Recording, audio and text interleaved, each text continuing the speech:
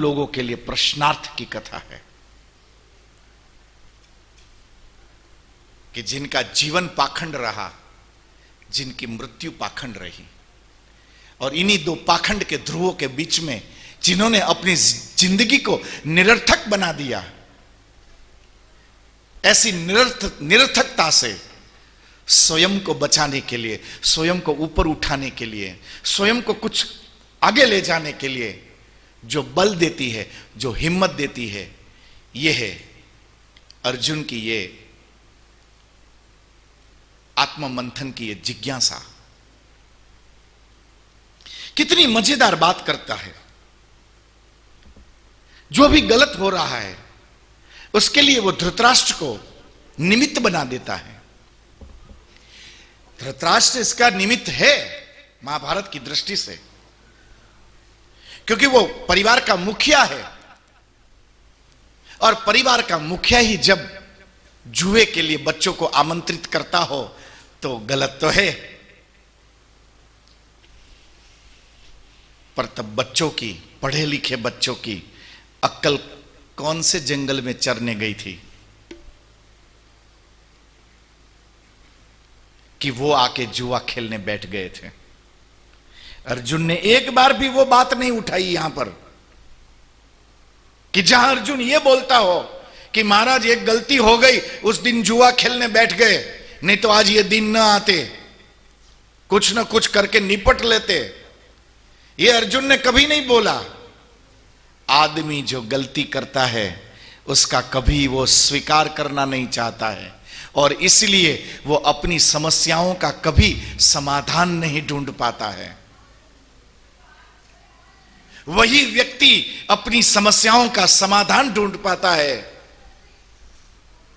जिसे अपनी की हुई गलतियों का भी एहसास होता हो। आज हमारे जीवन में समस्याएं क्यों हैं? क्योंकि घर का अनुभवी पिता जब बच्चों को कोई बात बताता है कि बेटा ये ठीक नहीं है, ऐसा करना चाहिए था आपको, तब जवानी के मद में आकर बच्चे उस पिता की बातों को एक कान से सुनते हैं, दूसरे से निकाल देते हैं। कुछ बच्चों ने तो दिमाग में ठान रखी होती है, ये बापा ने तो बस नकरू बोल बोल करवानी आदत पड़ी गई है। वो बूढ़ा आदमी बापड़ा घर में बस बोलता रहता है, जिसकी कोई सुनता नहीं है। अनुभवी से लेना और अपने चरित्र को बदलना, यही मुझे और आपको सफलता के शिखर पर ले चलती है। यहां पर अर्जुन एक बात करता है कि स्वजनम ही कथम हत्वा सुखी न श्याम माधव। बात तो बहुत पते की बोलता है ये आदमी, ऐसा ही बोलना चाहिए। यदि अर्जुन यहां पर यह बोल देता कि तमे बोलता हो तो एकाद बेने उडाड़ी दो, પછી બેસીને વાત કરી લે કે આમાં શું થાય એમ છે,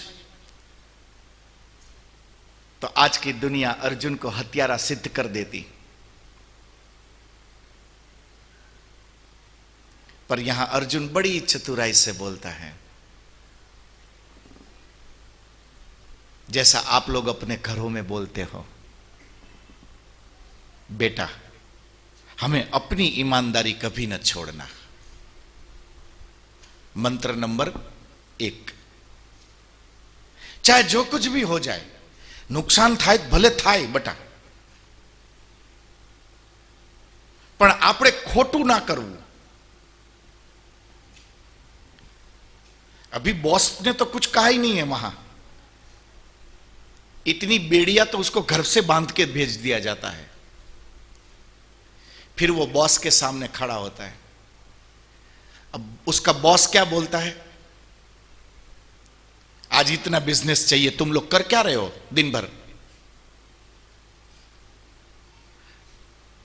यदि इस तरीके से आप काम करोगे तो ओवर टाइम करना पड़ेगा, नहीं चलेगा। यहां पर दिन भर आके यहां मटर गश्ती करो, नहीं चलेगी। काम करो तो चालू रखो, नहीं तो घर जाओ।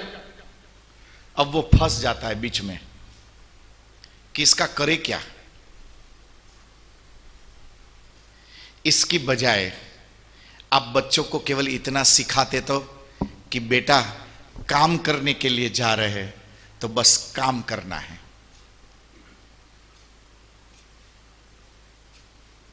यदि इतना सिखा के भेजा होता ना तो आज जो ये बीच में जो उपाधि आती है बच्चों को, ये न खड़ी होती। स्वजनम ही कथम हत्वा, बेटा ईमानदारी से चलना।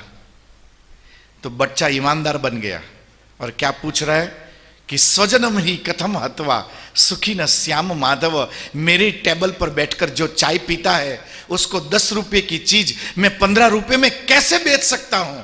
मैं उसके साथ ऐसा धोखाधड़ी कैसे कर सकता हूं? मेरा दोस्त है, मेरे साथ बैठकर चाय पीता है, जब भी वो मिलता है तो मुझे राम राम करता है। मैं अपनों के साथ धोखाधड़ी करूं और आप कहते हो कि मैं बिजनेस में अव्वल आ जाऊं। स्वजनम ही कथम हत्वा सुखी न श्याम माधव, हे माधव अपनों को मारकर ये जिस सुख की, ये जिस सफलता की बातें हो रही है, ये सफलता ये मुझे किस काम लगेगी? ये मेरी आत्मा को कचोटती रहेगी।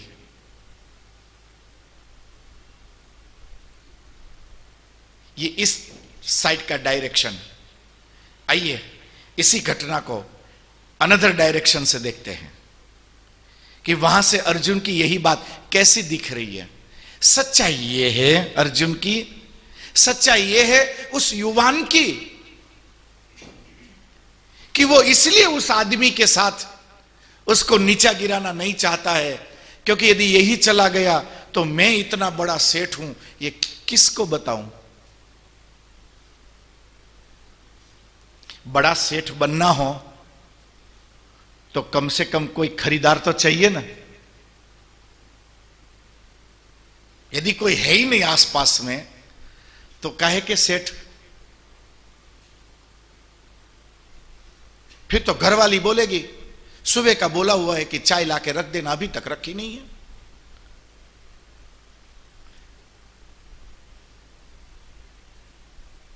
व्यक्ति का अभिमान, ये अभिमान बचा रहे, इस अभिमान को चोट न पहुंचे, इसलिए भी अर्जुन यहां पर स्वजनम ही कथम हत्वा। यदि मैं कल हस्तिनापुर का राजा बन जाऊं तो मैं चाहता हूं कि मेरा जो राज्य तिलक होता हो, उस राज तिलक के समय दूर कोने में कहीं दुर्योधन मस्तक झुका के खड़ा होना चाहिए। और जब मैं दुर्योधन को मस्तक झुका के खड़ा देखूं ना, और उसमें जो मुझे आनंद आएगा वो उस चमकते हुए सिंहासन पर बैठकर मुझे आनंद नहीं आएगा। कुछ लोग इसलिए कुछ लोगों को मारना नहीं चाहते हैं क्योंकि उनका मस्तक झुकाकर, उनके मस्तक का पायदान बनाकर वो अपनी सफलता का शिखर चढ़ना चाहते हैं। तब जाकर उसके मन को ठंडक पहुंचती है। जब ऐसा अहंकार किसी व्यक्ति में आ जाता है तब व्यक्ति भाषा तो बड़ी सुनहरी बोलता है पर मन में बड़ी कटुता लिए होता है। स्वजनम ही कथम हत्वा सुखी न श्याम माधव, कैसे हम सुखी हो पाएंगे? आगे बड़ी गंभीर चर्चा शुरू करता है। कुलक्षय कृतं दोषम, ध्यान से समझिएगा, ये चिंता मेरी और आपकी भी है। कुलक्षय कृतं दोषम प्रपश्यद्भिर् जनार्दन, कुलक्षये प्रणश्यन्ति कुलधर्मा सनातनाः, धर्मे नष्टे कुलम कृत्स्न। आज के समाज को बड़ी चोट पहुंचाए ये ऐसी ज्वलंत बात है ये अर्जुन की। आगे अपने विचारों का विस्तार करता हुआ अर्जुन द्वारिकाधीश के सामने एक प्रश्न रखता है। हे द्वारिकाधीश, कथन न ज्ञेयम अस्माभिः पापात् अस्मान निवर्तितुम। महाराज, सफलता अपनी जगह पे है। इस दुनिया का हर एक युवान सफल होना चाहता है और यही उसकी नियति है, वही तो उसकी युवानी है। बाकी काहे का युवान जो मरा मरा सा पड़ा हो। युवानी का अर्थ ही है कि जो सफलता के शिखर को झपट्टा मारकर लेने के लिए तैयार होता हो, यही तो युवानी है। परंतु इस युवानी के साथ कथन न ज्ञेयम अस्माभिः, ये नहीं भूलना चाहिए क्योंकि अधर्म के आचरण के द्वारा यदि कोई सफलता मिल भी गई तो उस सफलता के शिखर का कोई प्रकाश नहीं होगा। वो अधर्म की कालिमा उस सफलता के शिखर को हमेशा के लिए घेरे रहेगी। आप कभी बद्रीनाथ जाओ और सुबह उठकर जब आप नर नारायण पर्वत को देखो तो सुबह की पहली किरण जब नर नारायण शिखर को स्पर्श करती है और ये चंद मिनट के लिए जो सूर्य की एंगल जो बदलती रहती है, उससे उसकी प्रकाश में ऐसा लगता है कि जैसे सफेद बर्फ की कोई चोटी सोना उगल रही हो। इस प्रकार वो दिखती है। पर ये तभी दिखेगी ना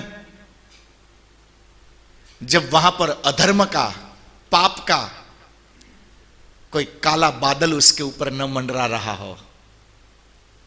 यदि कोई छोटी सी बदली आ गई, यदि उस बदल ने उस शिखर को ढक दिया तो चमकता हुआ वह शिखर कुछ क्षण के लिए ओझिल हो जाता है। यहां पर अर्जुन बहुत पते की बात पूछता है कि हे द्वारिका नाथ, मैं सफलता के उस शिखर को छूना चाहता हूं जो सोने जैसा चमक रहा है। पर यदि कथन न ज्ञेयम अस्माभिः पापात् अस्मान निवर्तितुम, किंतु यह हमें नहीं भूलना चाहिए कि सफलता का वो शिखर हमारे किसी पाप से आवृत्त हो गया हो। उस कालिख में मेरा और आपके शिखर की जो सुगंध है, जो चमक है, वो कहीं ओझिल न हो गई हो।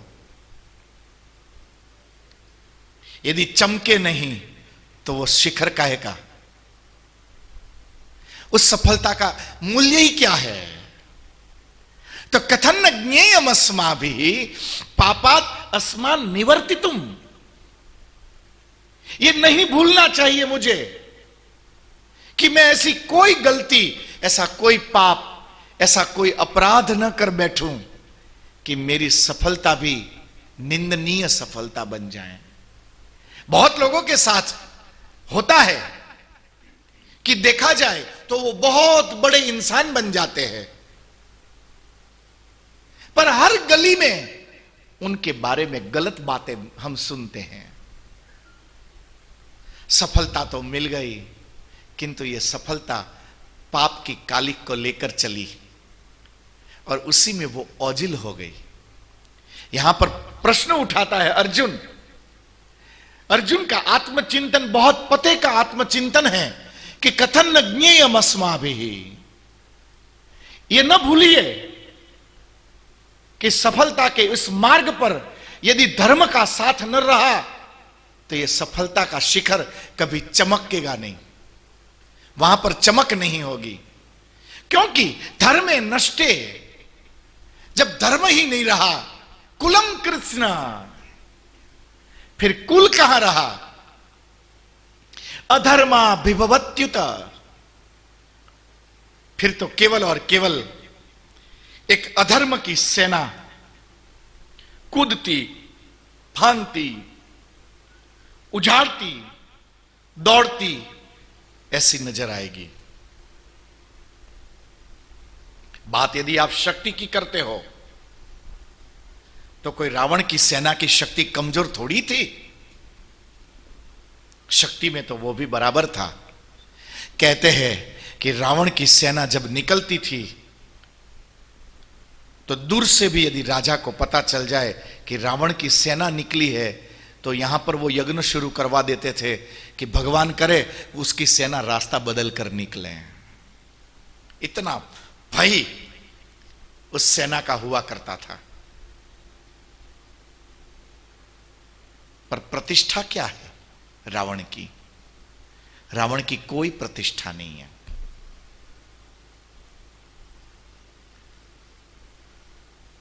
इतना विद्वान आदमी कि जिसके साथ शास्त्रार्थ करते करते आचार्य चतुर्सेन ने लिखा है एक जगह कि रावण के साथ एक अनपढ़ रावण से शास्त्रार्थ करते करते वरुण देव को पसीना आ गया, एक अनपढ़ से। और रावण का एक छोटा सा सवाल था कि क्या वेदों पर अधिकार केवल आर्यों का ही रहेगा? क्या वेद की ऋचाओं को हम कभी न छू पाएंगे? न छू पाते हो कोई बात नहीं, बस हमें कम से कम कारण तो बता दिया जाए कि हमारा पाप क्या है, हमारा दोष क्या है, हमारा अपराध क्या है कि हम वेदों की ऋचाओं को गाने के लिए अनधिकारी है। मैं भी ब्राह्मण हूं तो यह वेद मेरे लिए क्यों नहीं? कहते हैं कि इसका जवाब देते देते वरुण की जीभ भी लड़खड़ाने लगी। यह है रावण।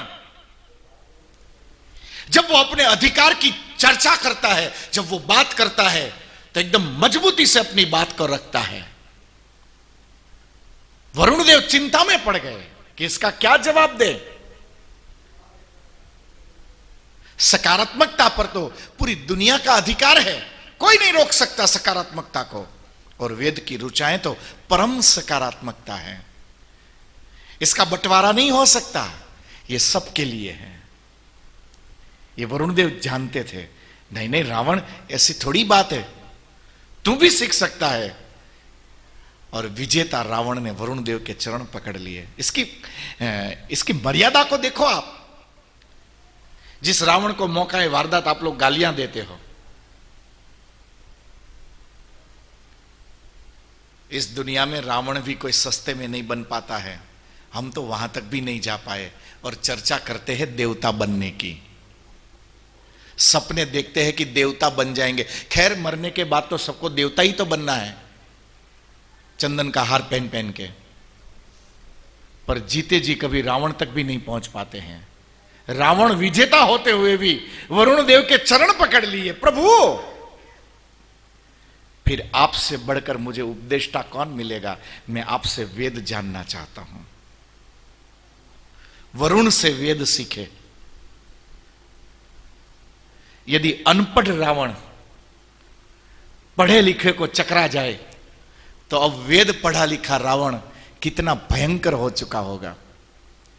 रावण के पास सब कुछ था, केवल चरित्र को छोड़कर। रावण में चरित्र नहीं था बस,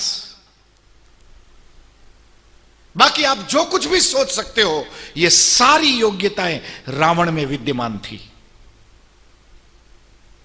पर एक चरित्रहीन आदमी के पास जब वेद की ऋचाओं की शक्ति आई तो मामला सुधरने की बजाय और ज्यादा बिचक गया। जैसे कुछ कमजोर लोगों के पास 4 दिन के जो संपत्ति आ जाती है ना, उसके बाद वो जो बिचक जाते हैं। पहले यही लोग 10 पैसे का टिम्बर मर्चेंट के पास जाके दातुन लाके दांत साफ कर लिया करते थे चुपचाप 5 बजे उठकर, क्योंकि काम पे भी जाना था। रातों रात कहीं लॉटरी लग जाए और 4 रुपये आ जाए, फिर उनका घर देखिए आप, घर कैसे बदलता है। पहले जहां सुबह घर का कोई बड़ा आदमी हनुमान चालीसा गाता था, उसकी आवाज आसपास में आ जाया करती थी, कभी वहां से निकलो तो। अब उसी घर में सुबह 5:30 बजे न्यूज चैनल चलती है। जो 10 पैसों का दातुन घर के पीछे बैकयार्ड में जाकर चुपचाप जो घिसियाता था, वो आज अपनी छत पर चढ़कर ब्रश खींचता है सुबह 10 बजे।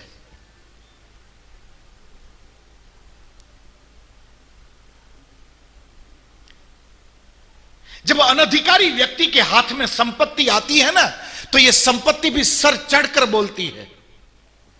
ठीक ऐसे ही किसी अनधिकारी व्यक्ति के हाथ में जब ज्ञान आ जाता है ना, किसी चरित्रहीन व्यक्ति के हाथ में जब ज्ञान आ जाता है ना, तो यह ज्ञान चरित्रहीनता से मिलकर वो भी सर चढ़कर रावण बनकर बोलता है। इस रावण को वेद की ऋचाओं को प्राप्त करने के बाद अपने यहां वापस आना चाहिए था, किंतु रावण अब लौटता नहीं है, आगे बढ़ता है। आज तक आपने किसी ऐसे वेद पाठी पंडित को देखा जो अपने साथ चतुरंगिणी सेना लेकर चलता हो? 4 ब्राह्मणों को तो आपने साथ चलते हुए देखा होगा, पर कल यदि एक ब्राह्मण को अपने साथ चतुरंगिणी सेना और सेनापति लेकर चलना पड़े तो यह आश्चर्य करने के लिए काफी होता है। वेद पाठी रावण साथ में सेना को लेकर चलता है, और यहां से वो गया सीधा, ये बद्रिकाश्रम से थोड़ा आगे जाओ ना, कभी तबीयत ठीक रहे तो जाना। वो कोई ज्यादा नहीं है, 23-24 किलोमीटर चलना पड़ता है, बस 30 किलोमीटर मेरे ख्याल से। हूं गयो નથી, हूं जैस तो बतावी देश, पर कभी जाना। कहते हैं कि वहां पर अलकापुरी नाम का कुबेर का शहर बसा हुआ था एक जमाने में।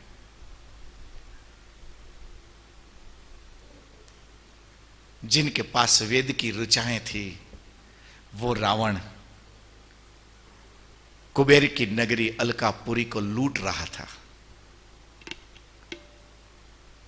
जो मुंह से वेद की ऋचाएं बोल रहा था, वो अपने हाथों से किसी की संपत्ति को लूट रहा था।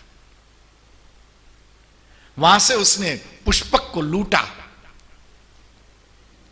पता चला कि रुद्र की सेना यहीं पर नजदीक में कैलाश के पास रहती है, और उसके मालिक शिव कैलाश के अधिपति है। रावण ने सोचा कि चलो एक बार देख ही आते हैं। एक व्यभिचारी व्यक्ति के हाथ में जब सत्ता आती है ना, तो अपने विवेक को खो बैठता है। ये रावण गया कैलाश सरोवर, मान सरोवर के किनारे पर, और कहते हैं कि नंदी दरवाजे पर सुरक्षा घेरे में खड़ा था। रावण ने न आओ देखा ताओ, कैलाश में घुसने का प्रयत्न किया, और कहते हैं कि ऐसी थप्पड़ पड़ी कि शायद रावण कोमा में आ गया होगा। ऐसा लिखा मिलता है कि रावण और नंदी की बहुत दिनों तक युद्ध चलता रहा, काफी दिनों तक। नंदी ने खूब छकाया रावण को, पूरी रावण की सेना को छिन्न भिन्न कर दिया अकेले नंदी ने। और एक दिन रावण को दबोचा नंदी ने, और नंदी ने कहा कि देख, भलाई तेरी उसी में है कि अब मैं छोड़ू ना तो सीधा अपने घर निकल लेना, क्योंकि विदाउट अपॉइंटमेंट यहां किसी के लिए एंट्री नहीं है, क्योंकि इस समय तो सुप्रीम लीडर के दरवाजे पर खड़ा है, और सुप्रीम लीडर तेरे जैसे फालतू लोगों को मिलते नहीं हैं। समझ गया? रावण ने कहा। रावण सोच में था कि जवाब क्या दे। जो वेद की ऋचाएं सीखा था वहीं से यहां पर यह अर्थ निकालता है। रावण, अभी तो मैं यहां पर अकेला हूं और तेरी यह हालत है नंदी। बस अंदाज लगा ले कि यदि मैंने मेरी सेना के एक छोटी से दल को यदि बुला लिया ना, तो तेरे अस्थि विसर्जन के लिए अस्थि ढूंढने पड़ेंगे, वो भी नहीं मिलेंगे। तेरे घर वाले यहां आए ना तो अस्थि विसर्जन का एक टुकड़ा ना मिलेगा। इसलिए समझाता हूं, निकल ले। रावण को पटक दिया नंदी ने। कहते हैं कि जो इतने दिनों से लड़ रहा था अभिमान में चूर होकर, गिरगिट भी देर से रंग बदल सके, रावण ने उससे भी जल्दी रंग बदल दिया। जो आदमी चरित्रहीन होता है वो व्यक्ति रंग बहुत जल्दी बदलता है। एकदम से रंग बदला। नंदी के पैर पकड़ लिए, बोले महाराज मैं तो समझ रहा था कि मैं दर्शन के लिए जा रहा हूं, आप रोक रहे, इसलिए मैं तो आपसे भिड़ा। मैं तो भाई साहब आपको जानता तक नहीं हूं कि आप हो कौन। अब नंदी को चक्कर आ गया। नंदी है, पूरी दुनिया जानती थी कि आदमी कौन है, और एक छोटा सा बेतुका आदमी कह रहा है कि मुझे पता नहीं कि आप कौन हो।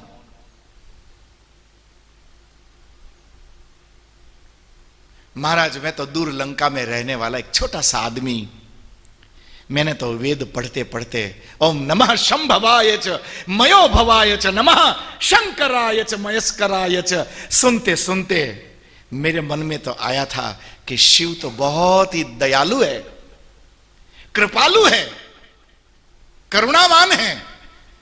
तो दिल भराया, इच्छा हुई कि चलो ना, क्यों ना उस करुणा सागर के दर्शन कर लिए जाए। मैं तो दर्शन करने के लिए आया, आपने मेरी 4 हड्डी तोड़ दी। डॉक्टर भी बोल रहा है ऑपरेशन करना पड़ेगा। रावण बड़ी चतुराई से, ताकत से तो न जीत पाया, अब चतुराई से जीतने का प्रयत्न करता है। और नंदी को दया आ गई।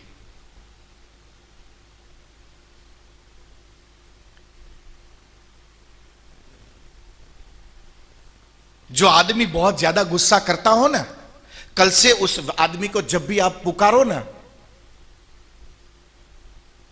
तो आप करुणा निधान बोल देना। अरे दयालु, ओह दयालु, ऐसे करके बुलाना।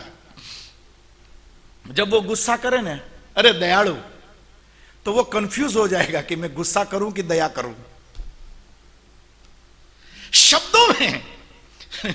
शब्दों में बड़ी ताकत होती है। दयालु। रावण अब वैचारिक रूप से आक्रमण कर रहा है नंदी के ऊपर। मैं तो बस इतनी सी कामना लेकर आया कि इस करुणा मूर्ति का बस एक बार दीदार कर लूं।